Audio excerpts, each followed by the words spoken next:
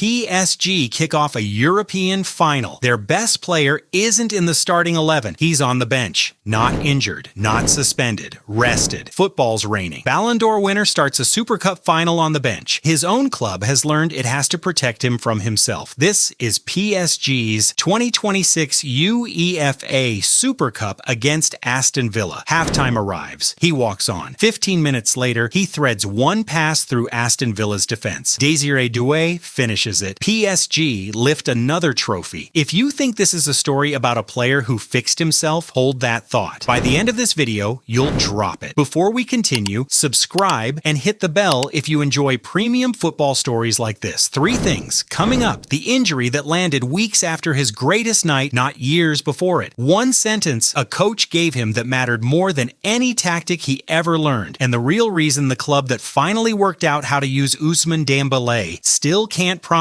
he finishes a match. You already know the shape of this story. Wasted talent, years of chaos, a body that finally behaves, redemption, complete, good story, wrong story. Once you see the gap between the two, it tells you something bigger than one player. Start with the talent. Talent was never the problem. Dembélé grew up in Vernon, Normandy. He broke into Rennes' first team as a teenager with something scouts almost never find. Real two-footedness, comfortable enough to cross, shoot, and dribble at full speed off either one. Defenders couldn't set themselves against him. He had no weak side to force him onto. 1 strong season at Rennes. Borussia Dortmund paid 15 million euros for him. 1 season at Dortmund earned him the Bundesliga Rookie of the Season award and a goal in a cup final. Barcelona paid over 100 million euros to bring him in as Neymar's replacement, the second most expensive transfer in football history at the time. He was 20. Football handed him a legacy he never asked to carry. Genuine two-way, two-footed threats like that are rare even at the top of the sport. Barcelona weren't buying a winger. They were buying a puzzle nobody had solved yet, including Dembélé himself. What happened next? You already know. I'll move fast. A hamstring injury inside his first month, then another. Then a pattern. Tear, recover, a handful of good games, tear again. Reports piled up. Late nights, missed training, a club running out of patience in public. By 2022, the same executives who'd called him the future told reporters on record they were ready to move him on. 4 different managers tried to build around him. None of them got a full fit season out of him. In the summer of 2023, Barcelona sold him to PSG for 50 million euros, less than half what they paid 6 years earlier. Football filed him away as a cautionary tale about talent without discipline. Here's what most breakdowns miss. Dembele's rare gift, real danger off either foot, hurts him out on the wing. A winger with 1 strong foot has 1 obvious move: cut inside or hit the line. A winger with 2 strong feet still only uses 1 of them at a time out there. The touchline limits him no matter how good his other foot is. Move him inside. The touchline disappears. Now both feet matter on every touch in every direction. Luis Enrique didn't invent a new player when he pushed Dembele into a false 9 role at PSG. He removed the 1 limit that had wasted a 2-footed talent for 6 straight years at Barcelona. His first season under Enrique barely showed it. Kylian Mbappe still played there. Mbappe still took every shot worth taking. Dembele finished that season with 6 league goals. Same tactical idea, same player, buried behind someone else's shot count.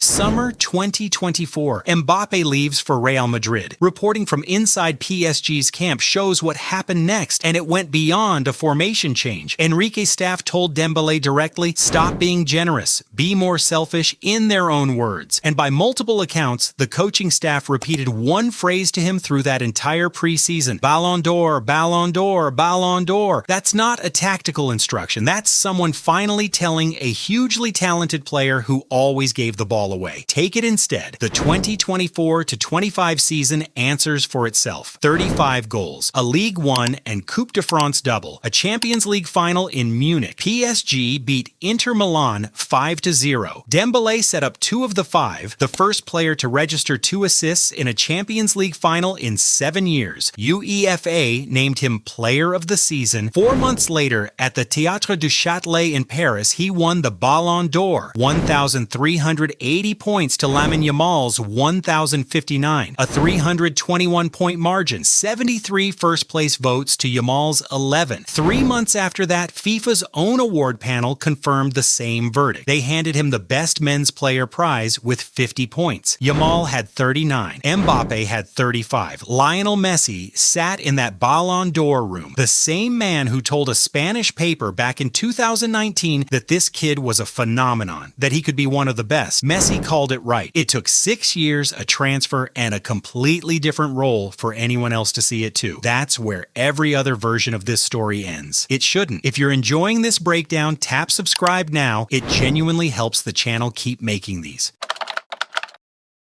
Less than a month after that ceremony, on international duty with France, Dembele tears his hamstring again. 6 weeks out. By the following February, he'd picked up 4 separate injuries that season alone and missed 11 games. Arsenal's Champions League semifinal first leg, an injury takes him off. The Monaco tie, round of 16. Enrique pulls him off after 26 minutes. 12 days before this year's Champions League final, calf discomfort forces him off in PSG's last league match. The same calf flares up again in the final itself, and it forces him off again before extra time even starts. He never takes a penalty in that shootout because he isn't on the pitch to take one. PSG win anyway, 4-3, when Arsenal's Gabriel Magalhaes sends the decisive kick over the bar. Read that list again. Nobody fixed this player's body. This is the same fragile, brilliant, unreliable body that broke down at Barcelona. Still breaking down 2 years into the best run of his career. His fitness never changed. PSG built a squad deep enough, talented enough, that his fragility stopped killing the team around him. 6 weeks after that final, at the World Cup, you see both halves of that truth in one tournament. Dembele scores a first-half hat trick against Norway, the second fastest in World Cup history. 4 goals across the tournament, some of the best football of his career. France still goes home in 4th place. Spain beats them in the semi-final. England beats them in the match for 3rd. Even the best version of one player on the biggest stage in the sport isn't enough. Not without the right system holding him up. That was true of France this summer. It was true of Barcelona for 6 years before it stopped being true of PSG.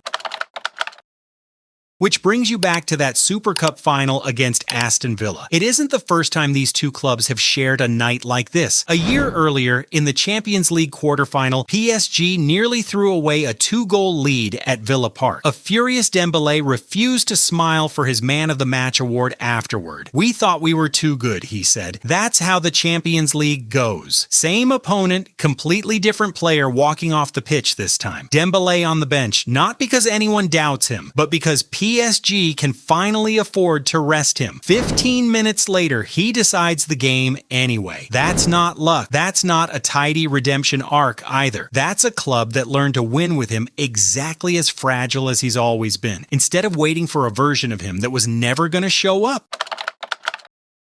Messi called this back in 2019 on the pitch. Dembele still played at Barcelona then and still heard the crowd boo his name. A phenomenon, someone who could be one of the best. Messi wasn't wrong about his talent. He couldn't have predicted the missing piece was never fitness or discipline. It was a coach willing to say, be selfish. And a squad deep enough to keep winning on the night selfish still isn't enough to keep him healthy. If you want more stories like this, hit subscribe so you don't miss the next one. One more thing, if you want to see a career built the opposite way, there's a video on this channel for you. It's called Why Jude Bellingham is Football's Most Complete Midfielder. A player whose body never let him down, whose whole story runs through system fit instead of survival. Go watch that one next. Different player, same question underneath it. How much greatness is the man and how much of it is the team built around him?